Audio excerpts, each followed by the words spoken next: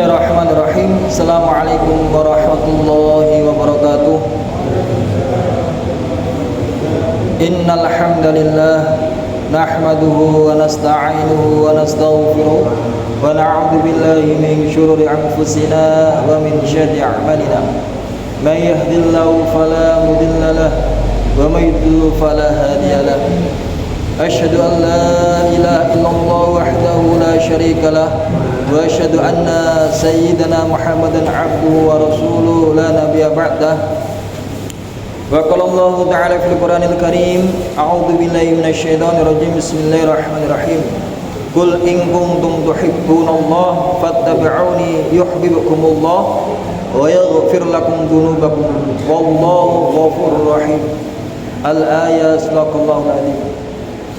Bapak Ibu jamaah rahimakumullah yang dimuliakan oleh Allah Subhanahu wa taala, tema kajian kita malam hari ini yaitu tentang babu alamati hubbillah, bab tanda-tanda cintanya Allah Subhanahu wa taala lil abdi, kepada hambanya. Bagaimana dalam pertemuan kali ini kita mencoba untuk mengambil hikmah dari nasihat Imam An-Nawawi dalam kitabnya Ihya Ulum, dalam kitabnya Riyadhus Shalihin. Salah satu yang beliau tulis dalam karyanya ini yang sangat monumental itu tentang bagaimana kondisi kita mampu untuk memahami cintanya Allah Subhanahu wa taala kepada hambanya. Kalau kita logikakan misalkan bagaimana seorang suami itu mencintai istrinya, itu kan bisa terlihat dari perilakunya. Dan Bapak Ibu bisa menilai itu.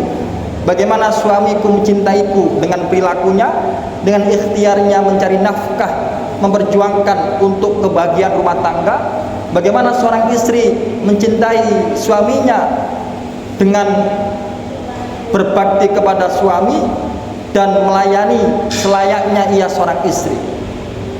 Kita bisa memahami itu dikarenakan terlihat jelas dalam kehidupan sehari-hari. Dan pastinya saya meyakini bahwa panjenengan sedoyo saged merasakan kehadiran cintanya pasangannya masing-masing. Tapi timbul sebuah pertanyaan yang harus kita renungkan bersama. Lalu bagaimana kita bisa menangkap atau membaca Allah itu ternyata cinta kepada hambanya, cinta kepada kita semuanya.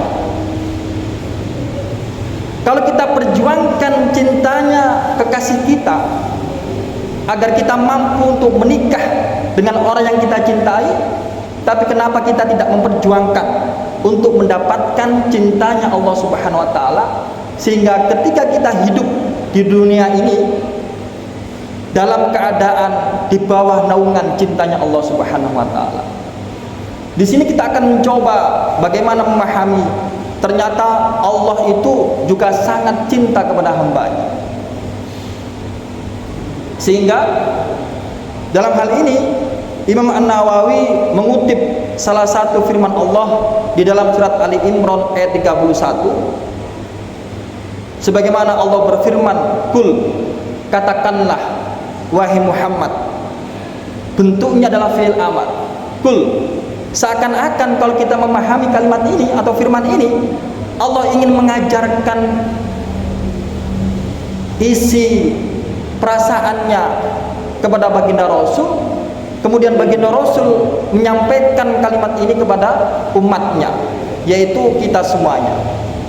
Wahai Muhammad, tolong katakanlah kepada hambaku, in kuntum tuhibbunallah, jika kalian semuanya mencintai Allah Subhanahu wa taala, fattabi'uni, maka ikutilah aku. Aku di sini siapa? Baginda Rasulullah sallallahu alaihi wasallam. Jadi syarat mutlak kalau kita ingin mendapatkan cintanya Allah, maka panjenengan sedoyo harus mengikuti baginda Rasulullah sallallahu alaihi wasallam. Kalau kita cermati misalkan, baginda Rasul itu tidak hanya mengajarkan hal-hal yang fundamental atau hal-hal yang teologi atau hal-hal yang akidah yang sifatnya itu adalah penting untuk kita ikuti, tapi suatu yang sederhana pun itu baginda Rasulullah menjelaskan agar umat ini itu hidup dalam ketaatan, hidup dalam garis ajaran Islam yang disampaikan oleh baginda Rasul, baik itu sifatnya qauli, ucapan, atau amal, perbuatan. Sudahkah kita melakukan hal yang demikian itu yang harus kita renungkan bersama? Ataukah justru ketika kita mengaku beriman kepada Allah, kemudian cinta kepada Allah Subhanahu wa taala, tapi tidak dibuktikan dengan amalan-amalan yang notabene amalan itu adalah mencontoh baginda Rasulullah SAW. Jadi tolak ukur yang harus kita cermati itu adalah baginda Rasul sebagai uswatun hasanah, suri tauladan yang terbaik buat kita semuanya. Misalkan dalam hal yang paling sederhana, pernah ketika itu Aisyah, istri beliau tercinta, beranjak ke tempat tidur setelah mengambil air wudhu dalam keadaan bersih dan suci. Kemudian baginda Rasul bertanya kepada istrinya, "Wahai Aisyah, jika engkau hendak memejamkan mata untuk istirahat, maka lakukanlah suatu amalan di mana amalan ini akan mendapatkan nilai pahala seperti engkau menghatamkan Al-Quran. Kemudian yang kedua, engkau mendapatkan ampunan atau maaf atau ridho oleh seluruh umat manusia yang ada di muka bumi. Kemudian yang ketiga, engkau mendapatkan syafaat Nabi dan Nabi sebelumnya. Dan yang terakhir adalah amalan yang nilai pahalanya seperti umroh dan haji."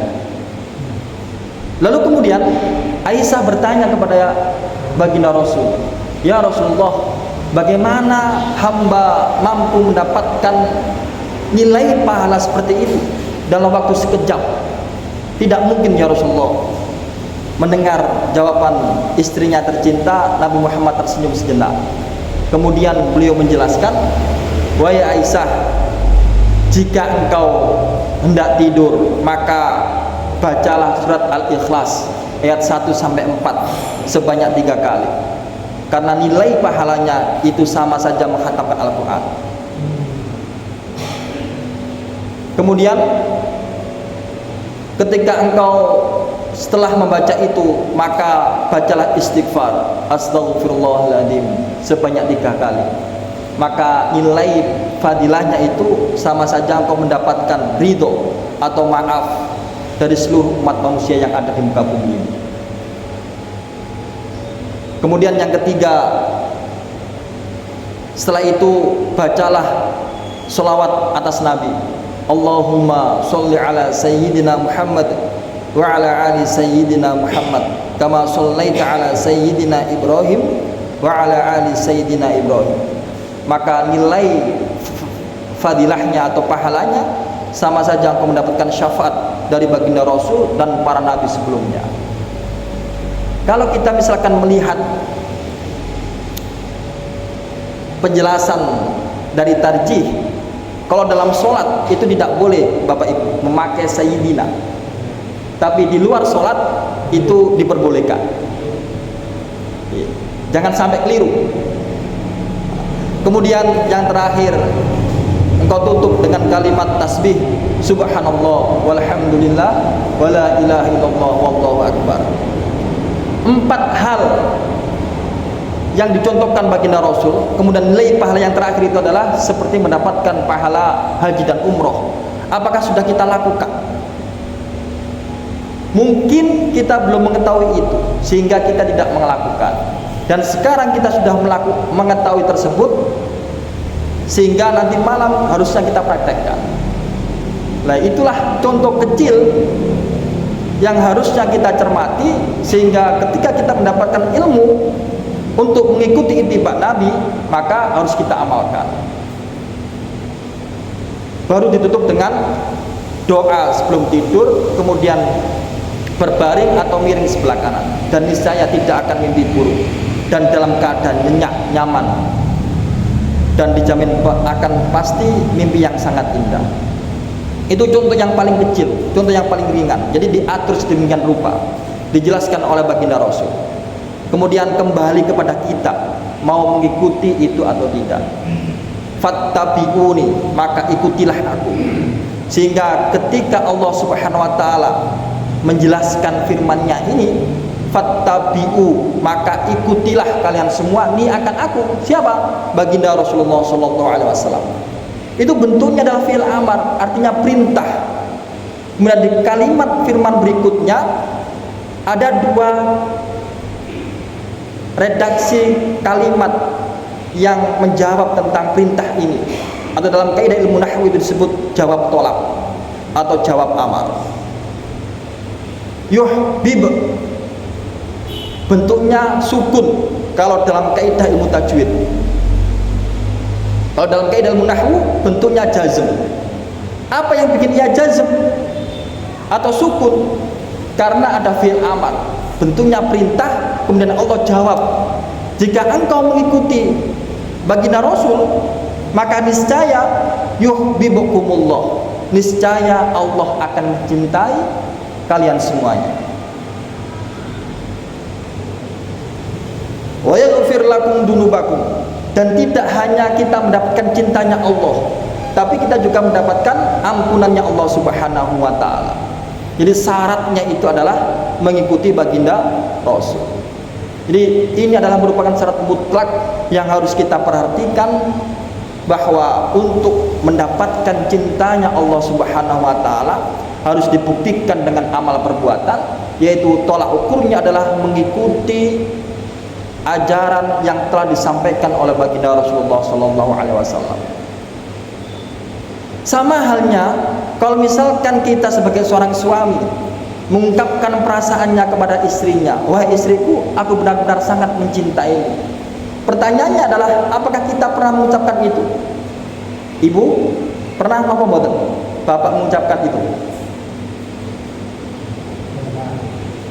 Nate nggih? Kalau misalkan belum pernah, itu cintanya harus dipertanyakan. Kalau misalkan sudah pernah, terkadang seorang wanita butuh bukti. Tidak cukup sampai aku mengucapkan kalimat itu, tapi harus dibuktikan dengan perbuatan, sehingga sebagai seorang perempuan mempercayai hal demikian. Itu kan bahasa-bahasa budaya, bahasa-bahasa komunikasi, sehingga kita mampu mencerna firman Allah, kemudian kita tanam ke dalam pikiran, kemudian masuk dalam hati, kemudian dibuktikan dalam amal perbuatan. Kan bentuk iman juga seperti itu, tidak hanya diucapkan melalui lisan, diyakini dalam hati, tapi harus dibuktikan dengan amal perbuatan. Termasuk ketika kita meyakini atau mengungkapkan cintanya kepada Allah Subhanahu wa taala, maka bukti yang harus kita lakukan adalah mengikuti ittiba atau apapun yang telah diajarkan oleh baginda Rasulullah sallallahu alaihi wasallam. Lalu kemudian timbul sebuah pertanyaan yang harus kita renungkan bersama. Apa fadilah yang akan didapatkan oleh seorang hamba jika hamba tersebut mencintai Allah Subhanahu wa taala, dan Allah pun juga mencintai hamba tersebut? Yang pertama adalah diberikan kekuatan untuk melakukan amalan-amalan yang baik. Sebagaimana hal ini dijelaskan dalam hadis riwayat Imam Ahmad, idza ahabballahu abdan, apabila Allah Subhanahu wa taala mencintai seorang hamba, sahalalahu amal sholihat, maka Allah akan memudahkan dirinya untuk melakukan amalan-amalan yang soleh. Apa artinya? Ketika kita melakukan amalan-amalan kebaikan, itu rasanya sangat mudah Bapak Ibu. Termasuk contoh kecil saja, misalkan jenengan dugi ten masjid untuk melaksanakan sholat jamaah, kemudian mendengarkan dan kita bersama bareng-bareng untuk mengkaji, mengambil nasihat dari kitabnya Imam An-Nawawi, itu termasuk bentuk kemudahan yang kita lakukan sehingga langkah kaki ini dimudahkan oleh Allah Subhanahu wa taala, digerakkan untuk menuju masjid meskipun dalam keadaan hujan lebat, meskipun dalam keadaan diguyur hujan, karena tidak semua orang mendapatkan nikmat yang semacam itu. Kalau kita melihat penjelasan dari hadis riwayat Imam At-Tirmidzi ini, bisa kita ambil pelajaran atau kesimpulan bahwa ternyata kemudahan untuk melakukan amalan kebaikan itu termasuk kita mendapatkan bentuk cintanya Allah Subhanahu wa ta'ala. Dan semoga itu benar kita dapatkan. Karena apa? Kalau misalkan kita membayangkan hidup dalam satu atap, kemudian pasangan kita marah kepada kita, diajak ngomong nggak mau, tidur pun disingkuri, terus marah, dicuekin, gimana perasaan panjenengan? Mboten tenang nggih? Mboten nyaman. Wis mboten sekecau. Coba bayangkan Gusti Allah mboten cinta dumateng panjenengan sedaya. Yo napa perasaan? Kan logiknya sederhana seperti itu, Pak. Terus kita mau tinggal di mana? Orang bumi ini ciptaan Tuhan. Semuanya itu milik Allah Subhanahu wa ta'ala. Makanya mendapatkan cintanya Allah Subhanahu wa ta'ala itu adalah hal yang sangat nikmat sekali. Hal yang sangat nikmat dan tidak bisa kita bandingkan dengan hal yang lainnya. Sehingga dalam hal ini, kalau misalkan kita dimudahkan oleh Allah Subhanahu wa ta'ala dalam kondisi untuk melakukan amalan-amalan kebaikan, maka itu adalah salah satu bentuk Allah menghadirkan cintanya, menaburkan cintanya kepada hambanya, dan harus kita sambut dengan ikhlas dan harus kita sambut dengan hanya mengharapkan ridhonya Allah Subhanahu wa ta'ala. Lalu kemudian tidak hanya itu, Allah juga berfirman dalam surat Al-A'raf ayat 42, walladzina amanu wa amilus solihat la nukallifu nafsan illa usaha. Dan orang-orang yang telah beriman dan berbuat amalan kebaikan, maka niscaya Allah akan menguji dirinya dengan sebatas kemampuannya. Jadi orang yang beriman itu Bapak Ibu pasti akan diuji oleh Allah Subhanahu wa ta'ala sesuai dengan kadar keimanan orang tersebut. Jadi ujian itu fluktuatif, bertingkat. Jadi ketika kita diuji pasti akan naik tingkat kalau kita mampu menghadapi ujian tersebut. Dan kita harus yakin bahwa itu merupakan keyakinan yang harus kita lakukan, bahwa Allah menitipkan ujian itu pasti kita mampu melampaui hal tersebut. Karena tidak mungkin Allah berikan ujian kita tidak mampu melakukan ujian tersebut. Itu hikmah yang kedua. Kemudian selanjutnya yaitu diberikan kedamaian dan ketentraman hati. Sebagaimana hal ini dijelaskan di dalam surat Ar-Ra'd ayat 28, ala bidzikrillahi tatma'innul qulub. Hanya dengan mengingat Allah Subhanahu wa ta'ala hati menjadi tenang. Coba panjenengan pasti ngertos yang namanya sahabat Bilal. Sahabat Bilal itu kan kalau misalkan kita bandingkan dengan sahabat yang lain, kalau tolak ukurnya harta atau materi jauh. Tapi kenapa hidupnya itu sangat tenang dan bahagia? Padahal hanya sebatas muadzin. Dan bahkan baginda Rasul pernah bermimpi sandalnya itu sudah menunggu beliau di surga. Ketika ditanya, sahabat Bilal kebingungan juga karena nggak tahu kok bisa. Kemudian ketika Rasulullah bertanya, apa adakah amalan yang kau rutinkan atau istiqomahkan? Kemudian sahabat Bilal mengatakan, ya Rasulullah, saya hanya menjaga wudhu. Ketika setelah berhadas, saya selalu wudhu. Hanya sebatas itu. Tapi Allah berikan balasan yang sangat luar biasa. Dari sini kita bisa mengambil pelajaran bahwa ketenangan atau kebahagiaan itu tidak bisa diukur dengan pangkat, kedudukan, jabatan atau materi. Mungkin secara zahir kita melihat orang tersebut bahagia karena memiliki segalanya, tapi secara batin belum tentu. Karena kebahagiaan, ketenangan itu beriringan dengan ridhonya Allah, keimanan, zikir, bizikrillah tatmainnul qulub. Kalau tidak percaya, panjenengan lewat klub malam atau diskotik, pasti yang masuk orang-orang berduit. Masuk saja itu, saya pernah dengar cerita teman itu yang wartawan, itu minimal 100.000 masuk mawon itu. Nggih. Karcisnya. Kalau nek masuk boten nate.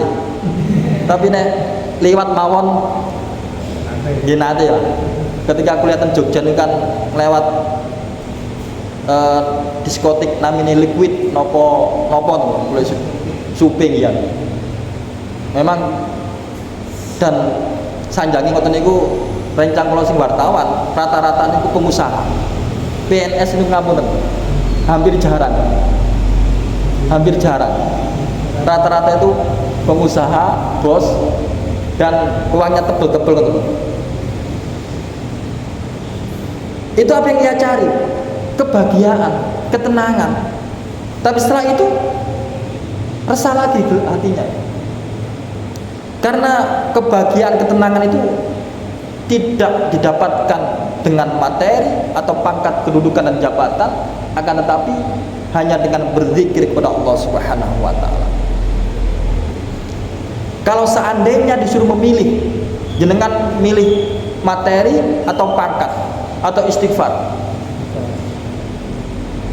atau sholat 2 rakaat sebelum subuh, rakaatul fajri khairum minad dunya wa ma fiha, 2 rakaat sebelum fajar itu nilai pahalanya lebih baik daripada dunia itu dan seisinya.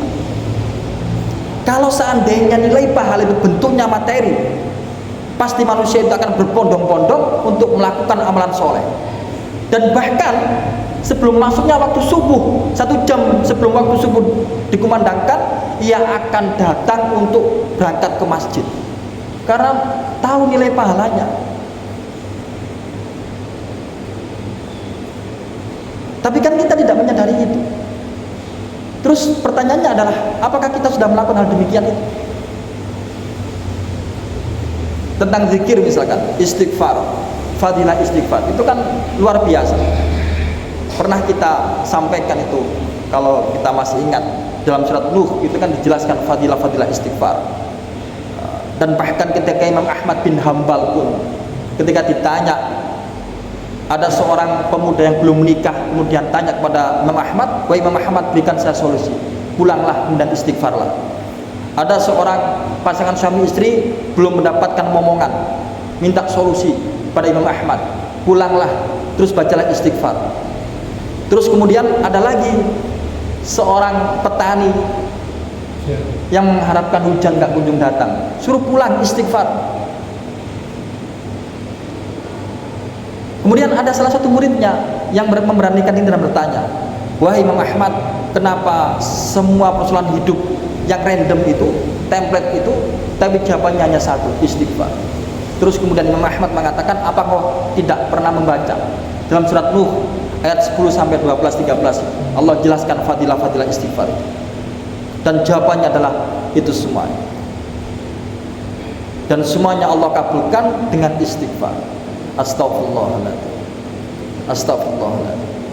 Sehingga rugi sekali kalau misalkan nanti juga hendak kita tidur kemudian kita tidak mengamalkan itu semuanya. Alangkah ruginya Bapak Ibu. Karena kita sudah mendapatkan ilmu yang Allah berikan kepada kita semuanya. Kemudian fadilah yang keempat itu adalah diberikan rasa syukur dan kesadaran. Sebagaimana hal ini dijelaskan dalam firman Allah surat Ibrahim ayat 7, la in syakartum lazidannakum wa la in kafartum inna adzabi lasyadid. Ayat ini saya yakin panjenengan sedoyo pasti sampun hafal dan sering kali kita dengarkan. Tapi pertanyaannya yang harus kita renungkan adalah, sudahkah kita mensyukuri nikmat yang telah Allah berikan kepada kita? Ataukah kita bahkan menghitung-hitung nikmat orang lain, sehingga hal yang demikian itu menjadikan kita terhalang untuk bersyukur kepada Allah Subhanahu wa taala.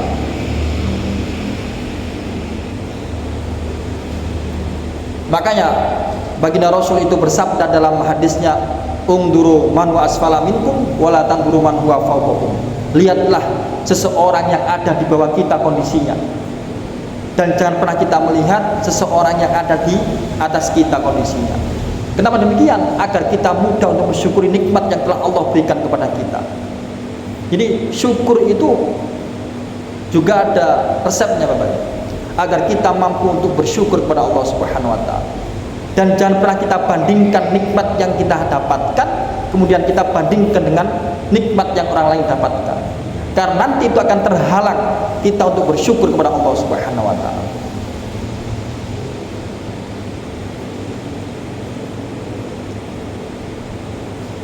Lalu kemudian ketika kita sudah bersyukur kepada Allah Subhanahu wa taala, bukti apa yang sudah kita lakukan selama kita bersyukur? Tidak hanya sebatas kita mengucapkan hamba bersyukur ya Allah, tapi Allah Maha mengetahui atas segala niat atau ucapan hati. Meskipun kita mengucapkan secara lisan, tapi dibalik itu tidak sesuai dengan lisan yang kita ucapkan. Itulah yang harus kita renungkan. Sudahkah kita bersyukur? Kemudian dalam bentuk apa kita bersyukur? Kalau kita mengambil pelajaran Al-Kisah, dan saya yakin panjenengan sedoyo juga pernah mendengarkan kisah ini. Baginda Rasul itu rumahnya tidak seluas rumah kita. Beliau niku kalau misalkan sholat tahajud itu di samping Aisyah. Pernah suatu ketika beliau tahajud, kemudian Aisyah menyentuh kaki beliau. Kemudian ia terbangun dan melihat dalam kondisi kakinya sudah bengkak. Kalau misalkan kita tahajud kan boten, istri ten kamar, kita tahajud di ruang tamu, apa ada musola khusus yang panjenengan gak ada kan boten. Baginda Rasul boten. Jadi kalau kita bayangkan rumah beliau itu tidak seluas rumah kita. Sampai-sampai ketika beliau tahajud itu, ketika Aisyah bergerak kemudian menyenggol tubuhnya baginda Rasul, terus kebangun kemudian melihat kakinya sampai bengkak. Dan ketika beliau selesai, Aisyah bertanya, ya Rasulullah, kenapa engkau melakukan hal demikian itu? Imam An-Nawawi juga mengutip penjelasan ini dalam kitabnya Riyadhus Shalihin ini. Kemudian Aisyah melanjutkan ucapannya, bukankah engkau sudah dijamin akan masuk surga, dan dosamu yang lalu dan yang akan datang sudah diampuni oleh Allah Subhanahu wa taala? Kemudian apa jawaban baginda Rasul? Alam akun abdan syakuron, apakah aku tidak boleh menjadi hamba yang bersyukur kepada Allah Subhanahu wa taala dengan segala nikmat yang telah Allah berikan kepadaku? Dan dengan cara inilah bentuk syukurku kepada Allah, kemudian aku beribadah kepada Allah Subhanahu wa taala.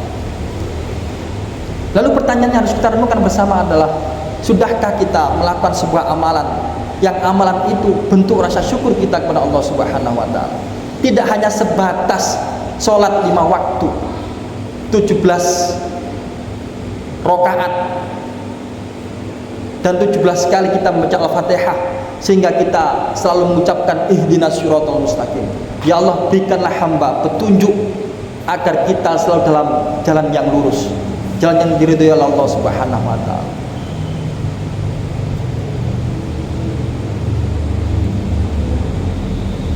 Ada cerita lagi dari sahabat baginda Rasul yang namanya Abu Kilabah, sahabat terakhir. yang namanya Abu Khilafah. Perbedaan kita Bapak Ibu dengan sahabat itu kalau misalkan baginda Rasulullah sudah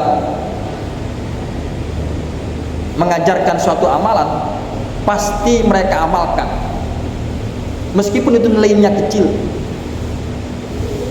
Sahabat itu demikian.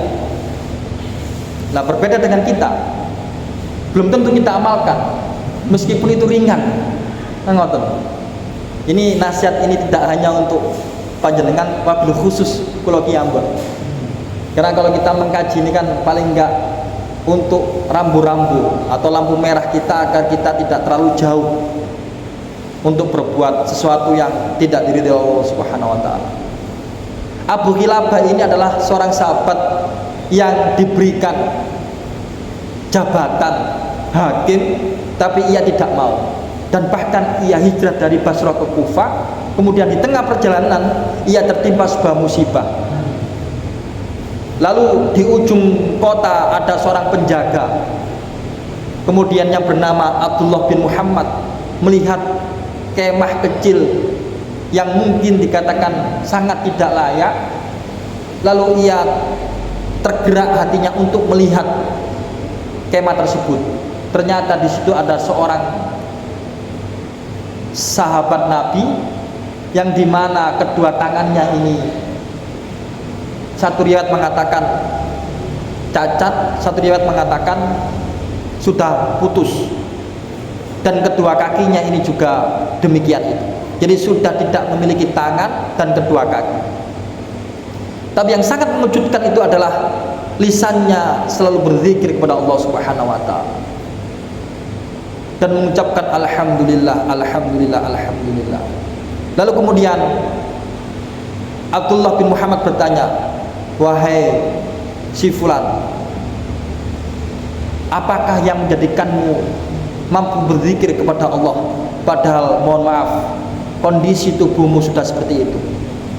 Lalu kemudian Abu Khilafah mengatakan, apakah engkau tidak melihat Allah Subhanahu wa taala memberikanku iman dan lisan yang senantiasa berzikir kepada Allah Subhanahu wa taala? Hal inilah yang aku syukuri, hal inilah yang menjadikanku untuk bersyukur kepada Allah Subhanahu wa taala.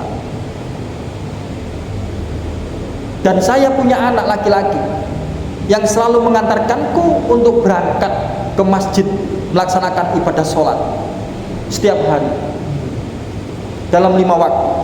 Akan tetapi 3 hari ini anak laki-lakiku tidak datang, dan saya masih menunggu kenapa ia pergi tidak datang pulang ke rumah. Apakah engkau mau membantuku untuk mencarikan anak laki-laki itu? Setelah itu ia keluar dari kemah, kemudian mencari anak laki-lakinya Abu Khilafah.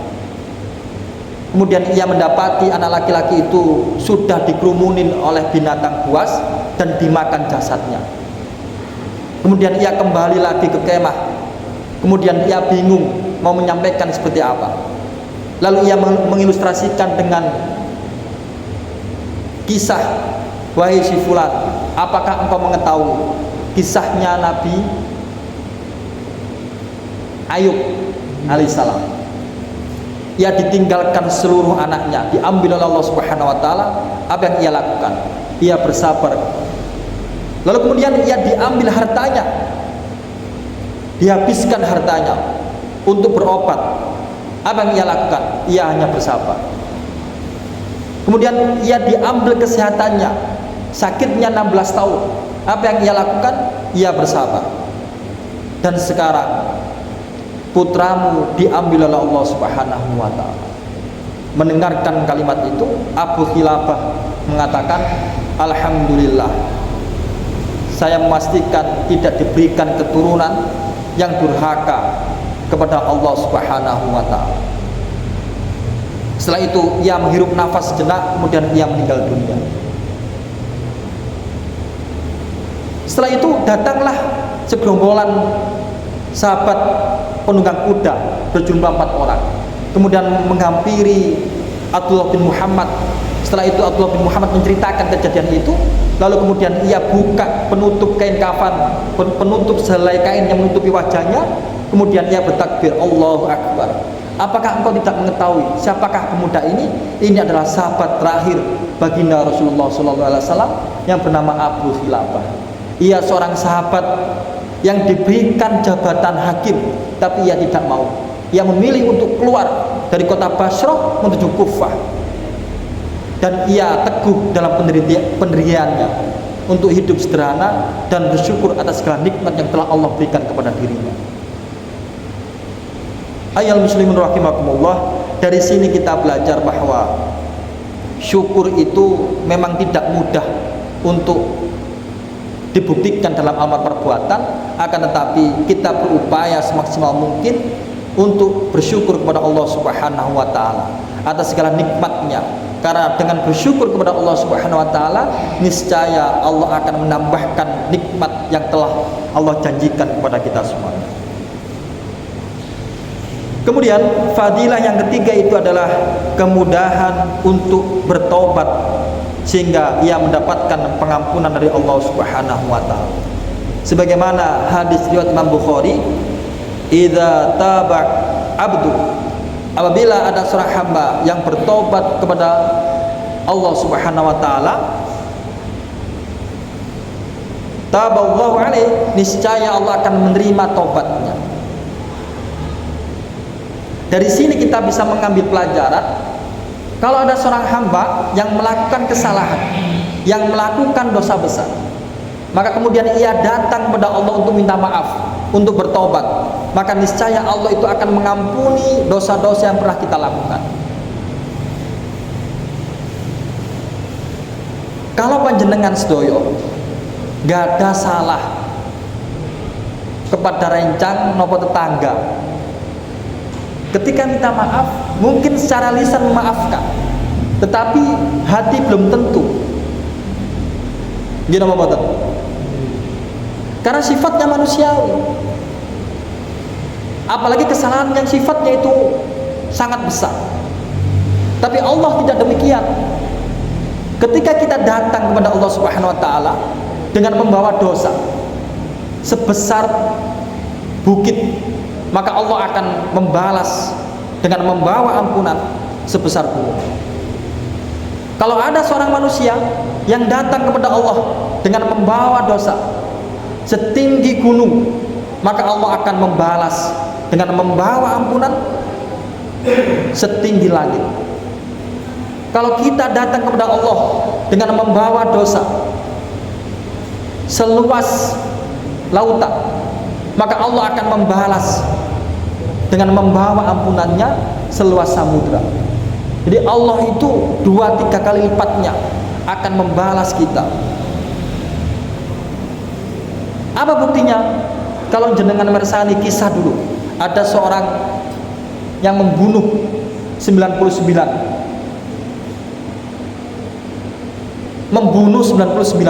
nyawa. Kemudian ia ingin bertobat. Ternyata ia datang kepada ulama, akan tetapi ulamanya itu justru tidak memberikan solusi, tapi mencaci. Akhirnya nggak terima, dipateni dibunuh sekalian, genap 100. Lalu kemudian ia berjalan lagi mencari, bertemulah dengan seorang pemuda.